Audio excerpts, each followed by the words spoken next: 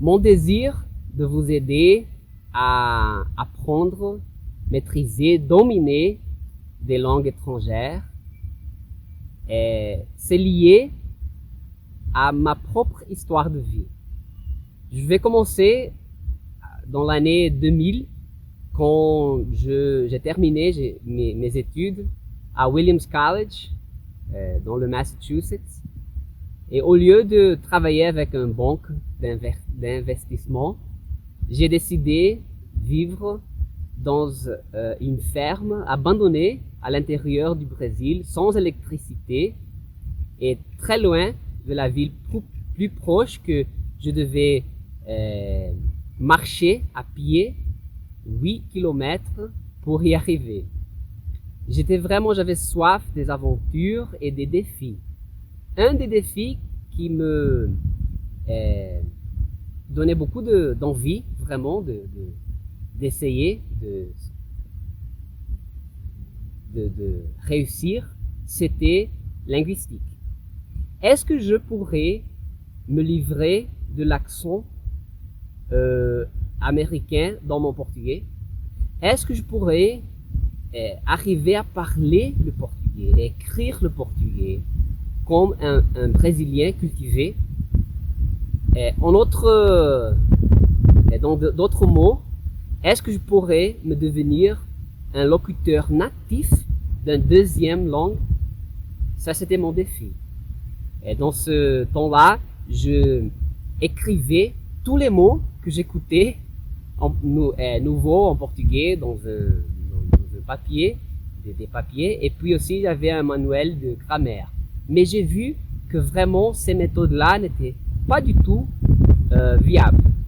Et au lieu de ça, j'ai décidé de plonger dans le travail. D'abord sur la ferme, et puis dans une entreprise, une toute petite entreprise que j'ai ouverte en ville pour enseigner l'anglais. Et alors avec le travail, j'ai réussi de faire immersion linguistique, immersion en portugais, totale. J'avais envie d'enseigner les langues et non seulement apprendre les langues, parce que pendant toute ma vie, quand j'étais enfant et je faisais des voyages internationaux, je remarquais ce qui fonctionnait bien pour les gens dans l'apprentissage des langues et ce qui ne fonctionnait pas tellement bien. Et puis quand je suis devenu enseignant des langues, j'ai pu confirmer quelques observations, mais aussi des autres, j'ai laissé tomber parce que j'ai vu que c'était pas tout à fait comme ça.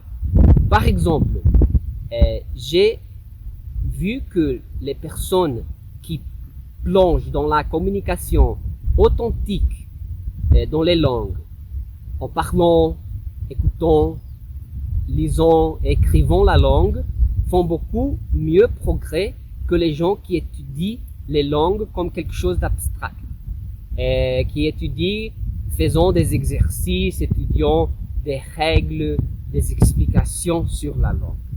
Mais une autre chose, j'ai vraiment changé d'avis parce que je pensais que pour bien apprendre une langue, c'était obligatoire, c'était nécessaire vivre dans un pays étranger.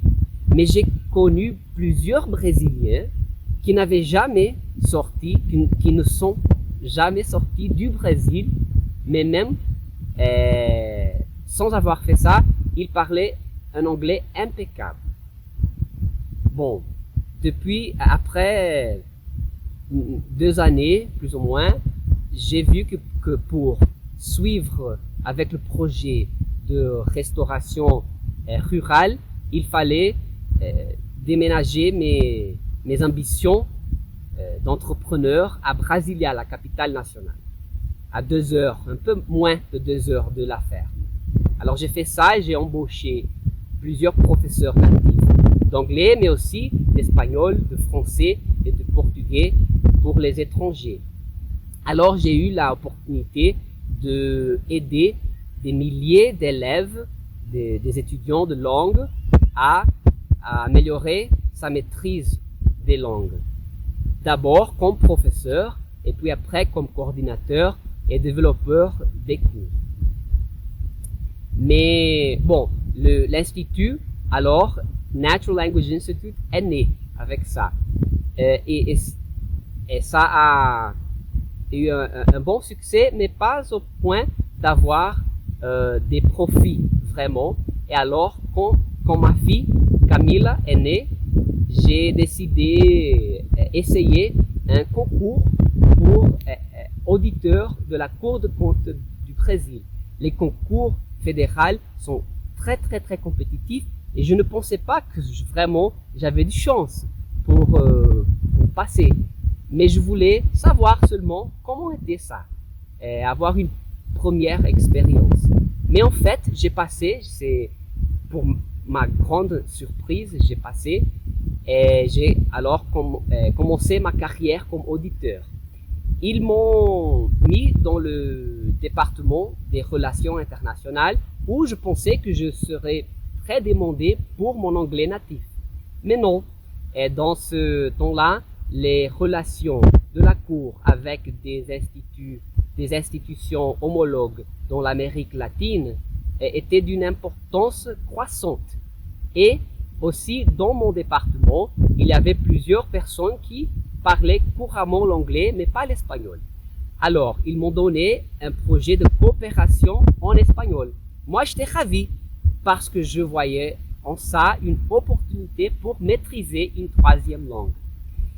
Alors, tous les jours, je préparais des emails, des cartes officielles, aussi des appels téléphoniques, des vidéoconférences, tout en espagnol. Et parfois, je faisais des voyages. Et puis, avec ça, j'ai pu faire des immersions de plusieurs jours en espagnol.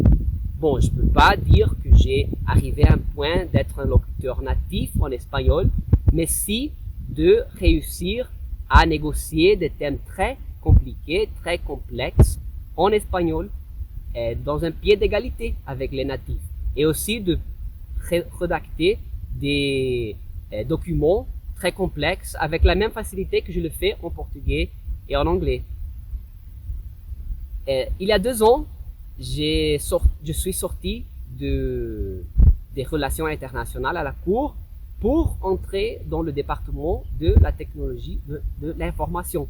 Et maintenant, alors, j'essaie d'apprendre autre genre de langage.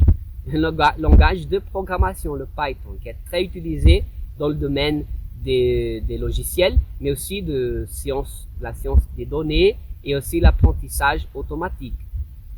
Si bien communiquer avec les ordinateurs, c'est très différent de parler avec les humains, mais une meilleure compréhension des 2 types de communication m'aide beaucoup maintenant à améliorer la méthode de l'Institut pour qu'on puisse aider plus de gens et avec plus de motivation et efficacité.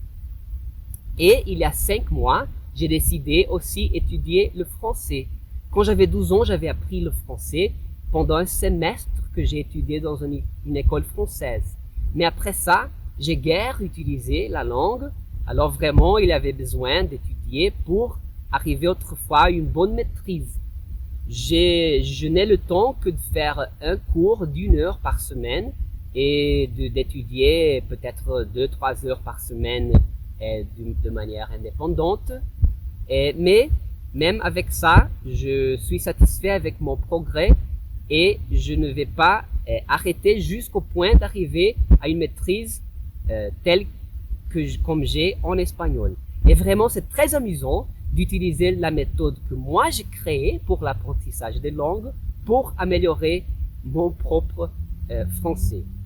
Bon, maintenant, vous savez que je suis passionné par les langues, apprendre, mais aussi aider les personnes à apprendre et améliorer. Alors, si vous voulez partager vos expériences avec les langues ou vos inquiétudes, vos questions, s'il vous plaît, laissez-moi un message dans le post ceci du blog. Il y a une formulaire pour que vous puissiez laisser vos questions et vos commentaires. Ça sera un plaisir de vous répondre en bref. Merci.